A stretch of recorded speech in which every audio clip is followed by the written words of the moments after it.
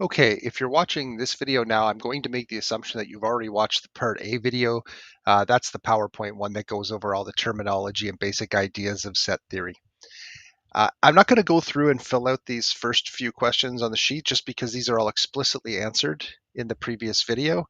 So if you need to go back over and fill them in that way, you can. You don't need to fill this in if you don't want to. It's not being collected or marked, but you should be able to answer all the questions that are on this paper.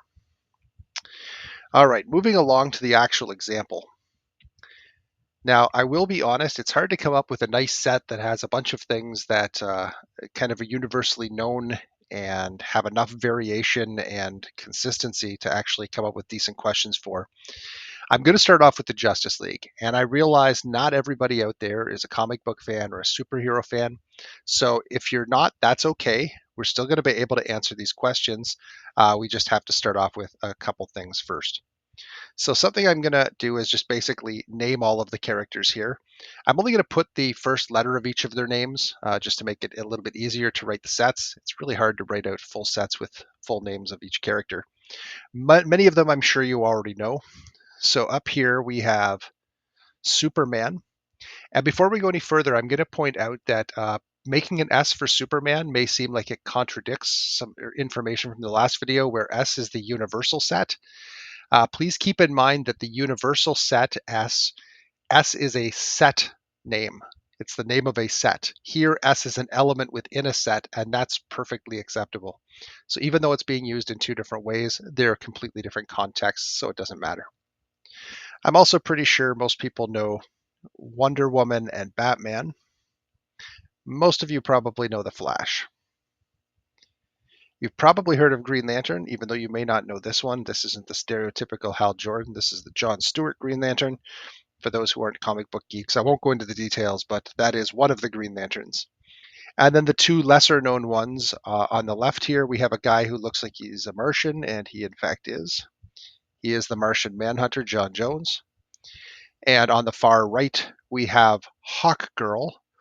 I'm going to emphasize hawk as in the bird, only because one semester I had a student thinking I was calling her Hot Girl through the entire thing. That's not her name. Okay, so we're going to define the universal set as all these members of the Justice League. And for those that know the Justice League and know that there are actually several more members and many iterations of it, don't worry about it. We're just going to work with people in this picture. Okay, that may be the worst squiggly bracket I've ever drawn, so I'm going to just try to redraw that. By the way, I don't mark you on your squiggly bracket abilities, only the clarity of your actual letters that you use for the characters, which is pretty much adequate for anything that we would need to do. All right, so I'm just going to list the characters from left to right as they appear in the picture. So M, comma, G, comma, W, S, B, F, and H. And I'm going to try and keep them in that order as we go throughout, just for some consistency. I will point out that when you're actually making a list of things within a set, it's never important what order they're in, as long as they're either in the set or not in the set. All right, you may have to refer back to this picture. I'm going to actually put it on the lesson thing below so you can see it. Refer to it to the side if you want to put it beside the video in case we're working along. But I think we'll be okay with not having it handy constantly. Okay, so we're going to define a whole bunch of sets within that overall set, the universal set. And I've given each of those sets different names, C for capes, M for mask, F for flying, G for girls, B for boys, E for earthlings, A for aliens, Q for bald. Usually people ask about that one, and that's because B is already taken for boys. So I used Q, which is an old term for someone who's bald, is a cue ball. I know that's actually spelled C-U-E, as in like a cue ball in pool. But anyway, we're going to use Q for that. And H for facial hair, again, because F was already taken by flying. All right, as far as members with capes goes, that one should be pretty easy going from left to right. We're going to say Martian Manhunter has a cape. Superman and Batman all have capes. Hawk Girl has wings, but that doesn't count as a cape, and the others have nothing even similar. Masks. We have no mask on John Jones, the Martian Manhunter, nothing on Green Lantern or Wonder Woman. It's really just the three on the right. So we have Batman, Flash, and Hawk Girl. Who can fly? Now, if there's any real hardcore comic people out here, please try not to get into too much argument over this one. Martian Manhunter can fly. Green Lantern can fly because of his ring, which is one of his powers. Wonder Woman, in some instances, she's been able to fly, and in many instances, she has an invisible jet. But if I had a jet, I could fly too. I don't consider that to count. Superman can fly. Batman can glide, but he can't fly. Again, unless he's in a jet, which doesn't seem like a superpower. Flash can kind of hover fly with his super speed. He just flaps his arms, but we're not going to list that one. And then Hawk Girl, hopefully she can fly since that's kind of her thing. She's a hawk. Okay, girls. That would be just Wonder Woman and Hawk Girl. The boys would be Martian Manhunter, Green Lantern, Superman, Batman, and Flash. Earthlings. Martian Manhunter, as you may gather, is not from Earth. John Stewart, the Green Lantern, is. Wonder Woman is from Earth, even though she's technically not human. She's an Amazonian made out of clay, but she is from Earth. Superman is Kryptonian, so he is not. Batman is from Earth. Flash is from Earth. And Hawk Girl, depending on the version, may or may not be from Earth. This particular version is Thangarian. She's alien. All right. So the aliens then would be Martian Manhunter, Superman, and Hawk Girl. Bald. In this particular picture, this version, the Martian Manhunter is bald. Even though we can't see whether or not they have hair, Bruce Wayne does have hair, and so does the Flash. So just Martian Manhunter. And facial hair, if I look across the picture here, none of them actually have facial hair, which means that this is a null set. So we can write that as this, or we can write down H equals squiggly brackets with nothing in it. That's two ways of writing down that we have a null set. So now we can answer some questions based on these. Which of the aboves are null sets? Well, the only null set that we have is the facial hair, which is the H. And it's not, again, sometimes null sets are null because it's impossible to have anything in them, and sometimes it's just a coincidence. I mean, it's perfectly valid for people to have facial hair. These ones just happen not to.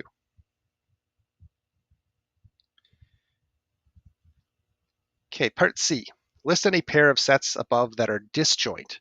Now, we're not probably going to list every possible one, but I'd like to list at least a couple. So remember that disjoint is basically a fancy way of saying that they have no overlapping members. So if Batman is in one group, any group that has Batman in it can't possibly be disjoint. We have to find something else. Okay, so if I start off with my group of capes, I have Martian Manhunter, Superman, and Batman, and I can look down and see if there's any groups that have none of them in it. And as it turns out, G. So capes and G. There are no elements in our set. There are no superheroes in this group that have both a cape and are a girl. So those two are disjoint. Let's see if we can find a couple others. The aliens and the earthlings. Now, those two are not just disjoint, they're actually complementary sets because being an alien means you can't be an earthling, and being an earthling means you can't be an alien. You're either one or the other. You can never be both. And you can do similar things with the girls and the boys. And like I said, there's probably a few others that are disjoint. Technically, any of the sets and facial hair are disjoint because they have no elements in common. Since facial hair has no elements at all, it's going to always be disjoint from any of the other sets. I will say that anytime you're dealing with null sets, it's kind of a special case and some weird things can happen. List any pairs of sets where one is a subset of another. Okay, I think I'll do one of the more obvious ones. Bald is a subset of being a boy. So we have one bald person who happens to be male. That would be a subset of all the males. Don't forget the subset symbol looks kind of like a C, but it's actually more like a sideways U. It's actually its own symbol. And even though this is technically not what it means, I always like to think of it as C is contained in. So the set of bald people is contained in the set of boys. It's an easy way to remember it or kind of to apply it. Now, if we look through the others, the girls, WH, are they any subset of anything else? I don't think so. There's probably some more if I went and looked at it, but I don't think we're going to worry about it as long as you get the basic idea that a subset just means that it has the bigger set has all of the elements of the small set and then usually more. But there are no unique elements in the subset relative to the larger set.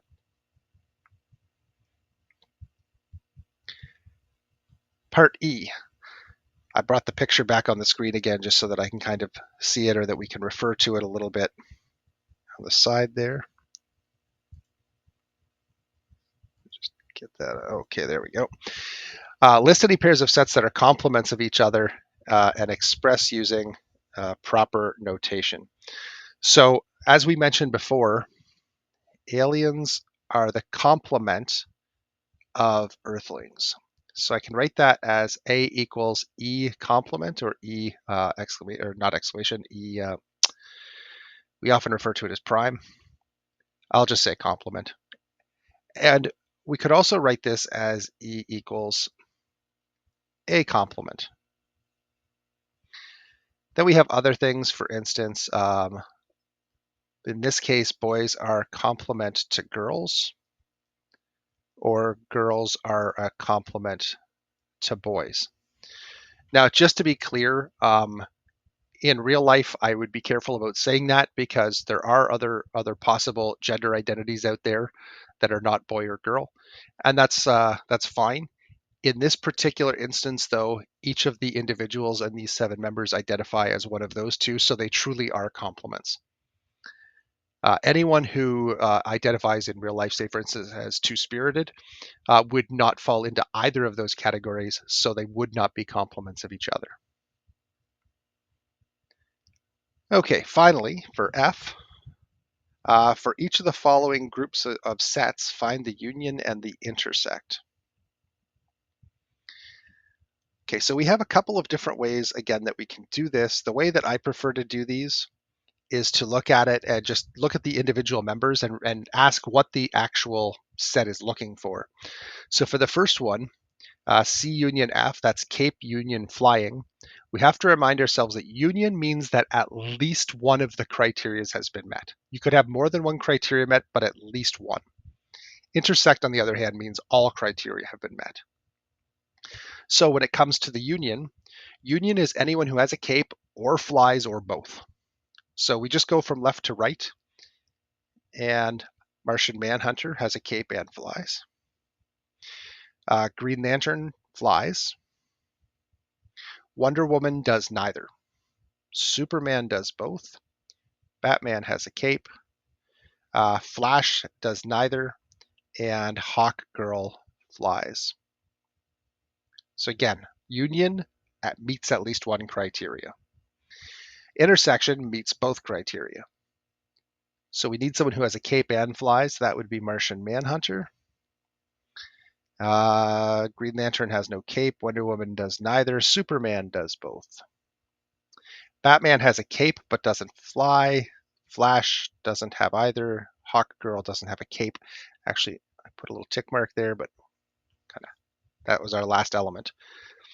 Now, the intersection will always be a subset of the union. So the intersection here is M and S, and we can see that M and S both appear in union. Obviously, if you meet all the criteria, you're going to meet at least one of them. For the next one, we have flying and masks.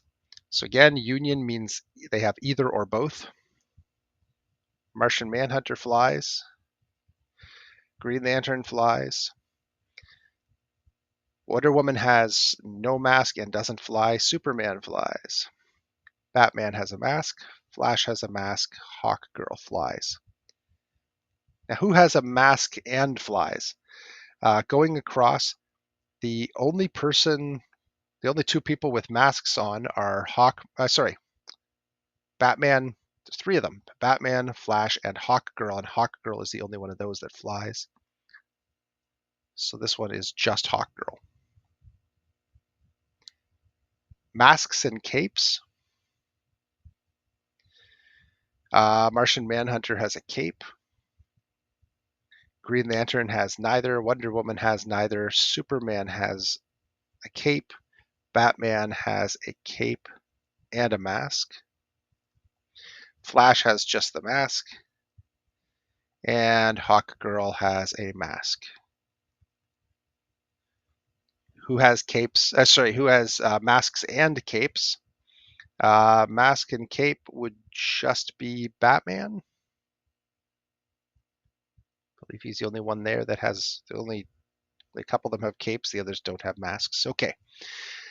Now, this one, which is ABC, which I didn't actually plan to be ABC, it just worked out that way. This is Alien Boys Capes.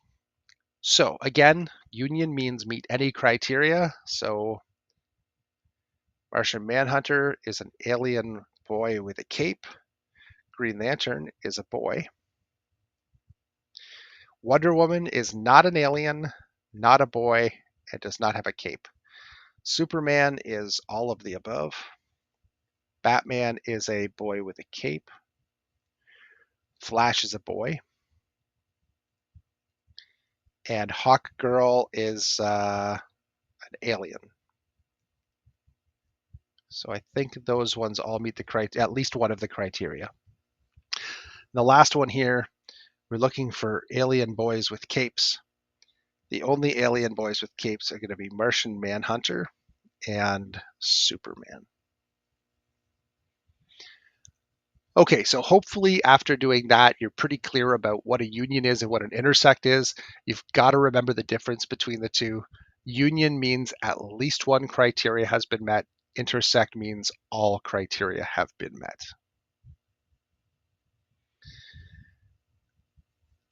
All right, we've got a couple of examples here to try out. And I'm going to have to make them a little bit smaller to fit on the screen all at once. Come on, you can do this. You can fit. All right, I think that's good. Okay, for these questions, normally what I would do in a classroom is actually ask students which of each of the categories they fall into for these and collect that data. And I will say that it almost always never works out because somebody always answers one of the questions incorrectly or gets up to go to the bathroom mid-question and then changes the data set, et cetera, et cetera. So I think I'm almost going to be grateful that we can do this one a little bit differently. So I've just got some data here that I have from a previous class or previous classes, I think.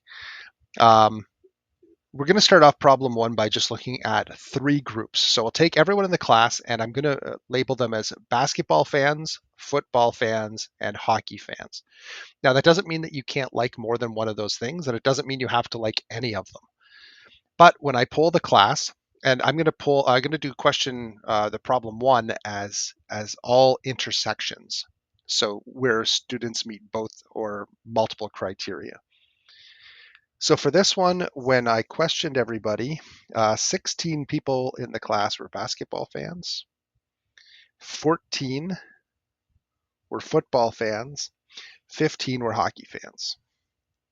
When I said who likes basketball and football, both criteria being met, there were 5 people. And when I asked basketball and hockey fans, both criteria, that was 8 people. And football and hockey was 7. and 3 people said that they liked all 3 of those sports. So there's the data we're going to work with, and we're going to use that to set up a Venn diagram, and then we're going to try and answer questions with it.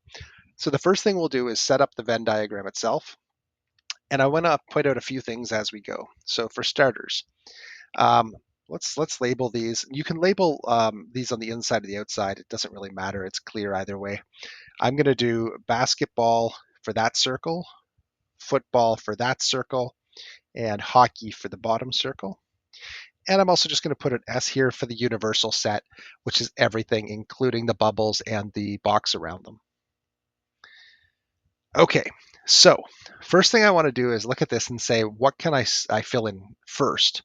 Now, a lot of people want to say, well, there's 16 people that like basketball. Let's fill that in. The problem with the basketball one, though, is that this circle represents basketball fans. And unfortunately, that circle actually has 4 different regions in it. It has 1, 2, 3, and 4 parts. And in order to write down the 16 here, I need to know how it's broken down in those 4 parts. So maybe it's 4 in each. Maybe it's 16 in the outer part and none in the inner intersection pieces. I have no idea. So I can't actually start with those. What I'm going to start with is the intersection of all 3, because I know where that is on the Venn diagram, and I know that that has to be 3. From there, I'm going to do my double intersections. So basically, this one here, basketball and football. Well, basketball and football would be this part right here, which is actually football shaped. I often refer to this as the football pieces. Okay, so we know that that has to be 5, but there's already 3 in it, which means that in order to fill in the other section, I have to put a 2. There are now 5 people in that football shape, in that intersection between B and F. I'm going to use similar logic for the others. So for this one, basketball and hockey. Basketball and hockey is this football shape.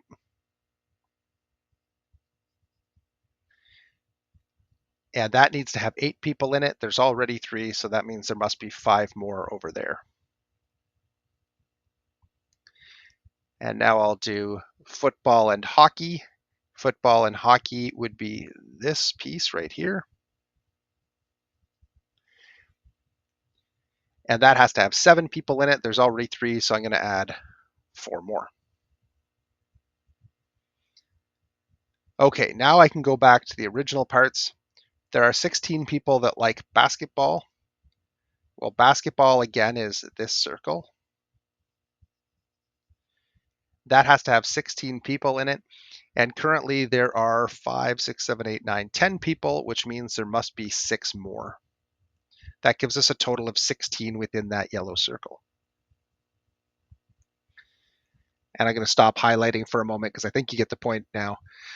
For football, there has to be 14 people. There's already 9 accounted for, so there must be 5 more here.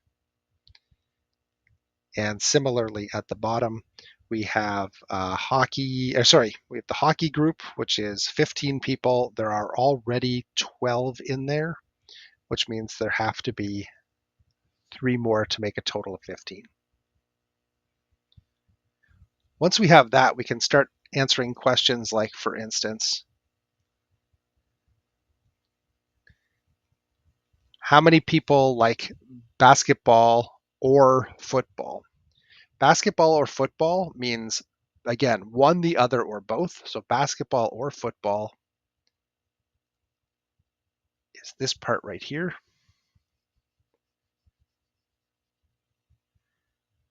And I'm going to do a little bit of indirect reasoning here just because it's a little bit faster.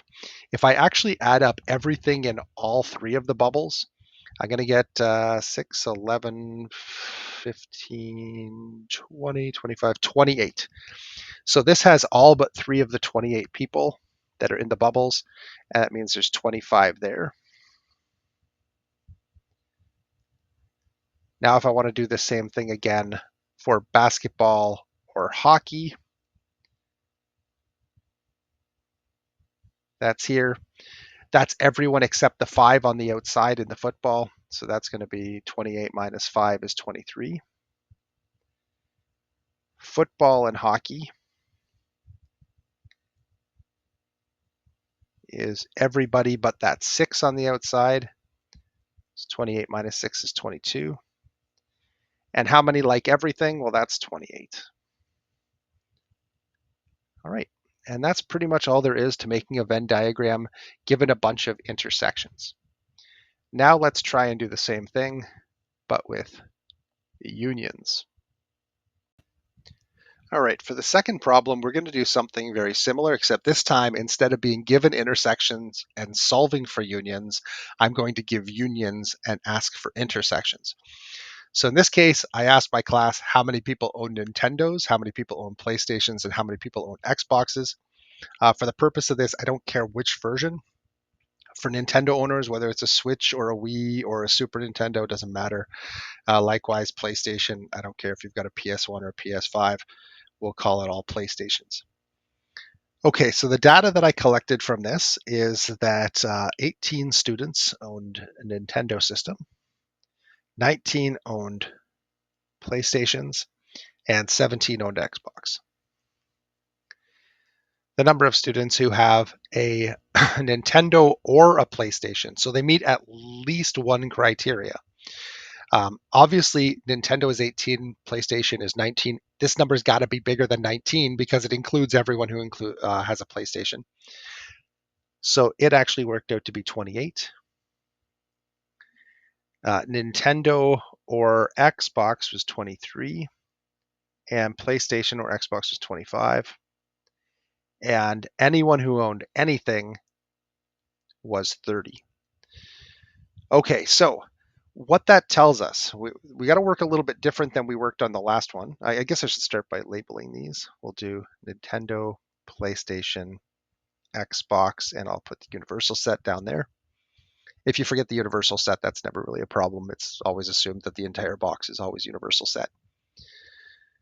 Okay, so I can't start with the middle like I did last time because I don't know that. What I do know is that all of them together, so everything in all three circles together, is 30. Okay, so that's 30. How does that help? Well, if I take a look at my actual double intersection, so as an example, I'm going to switch colors just for a second. If I take a look at this one and say the number of people in N union P is this.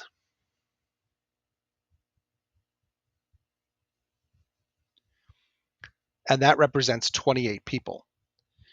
Well, if the yellow was 30 people and the blue is 28, there must be exactly 2 people that are left on the outside there because there were 30 in total and 28 of them are in the blue part. The other 2 must be in the yellow only part. We can use a similar logic then to do the other colors or the other sections as well. So again, everything is yellow. That's 30 people. On the N union X, so that would be the Nintendo or the Xbox. Nintendo or Xbox would be this part.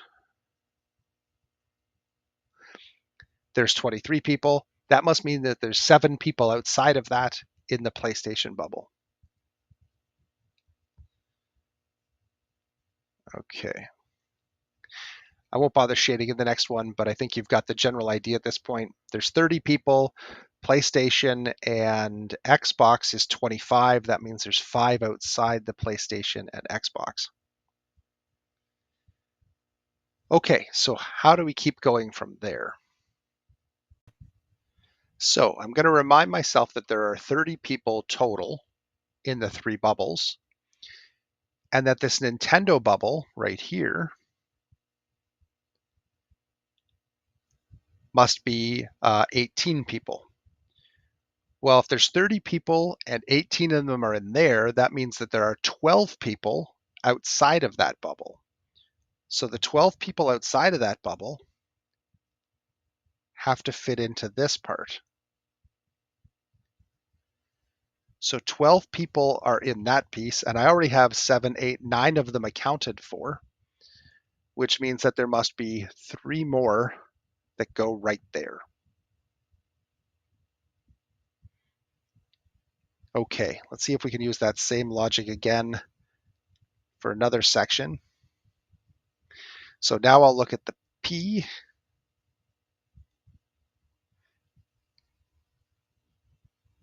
P represents 19 people.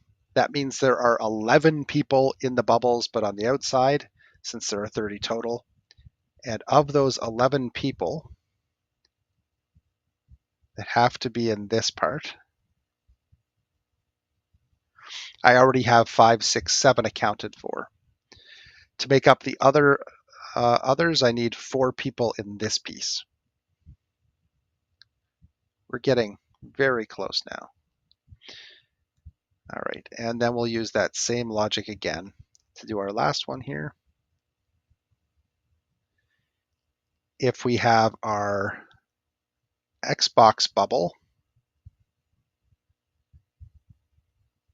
I think we can actually do 2 parts here at once. Our Xbox bubble has to be a total of 17 people. We already have 4, 5, 6, 7, 8, 9 out of 17 people. So there must be 8 more in the bubble to fill out our 17. And now that we know that, again, there are 17 people inside that bubble. There must be 13 more on the outside. We already have 12 of them accounted for. So we just need 1 more there. And there we go. We managed to make the entire Venn diagram from the information that was provided. So now finally we can answer the last couple of questions here. How many people own a Nintendo and a PlayStation, meeting both criteria? Nintendo and PlayStation would be the intersection of Nintendo and PlayStation right there. That would be 9 people. The intersection of Nintendo and Xbox would be those 12. The intersection of PlayStation and Xbox would be those 11. And finally, the intersection of all 3 students who own all 3 systems, all 3 types of systems, is going to be 8. Okay, so most students find that one just a little bit trickier than the first problem type with the intersections and then finding the unions, but it's very doable. Just think about what you know and then taking pieces that are outside or inside of what you know to fill in the little blanks. Either way, once you've got a Venn diagram like this, you can answer pretty much any question you want about the things. So for instance, if I look at these people right here, these 3 people, I can say that there are 3 people in the class who own a PlayStation and an Xbox, but do not own a Nintendo. Likewise, I can look at a section like this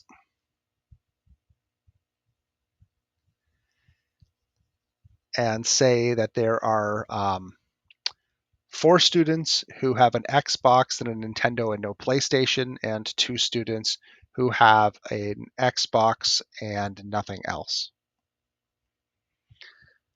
So that would be students who own Xboxes, do not own PlayStations, whether or not they own Nintendos. All right, I think I've beaten that to death enough. I'm going to stop there and let you try some of the practice problems. Give them a shot. If you got any problems, let me know and I will do my best to help you out. Remember that you can always come back and refer to this video if you're looking for little details on how to fill out things. All right, good luck and we'll see you in the next video.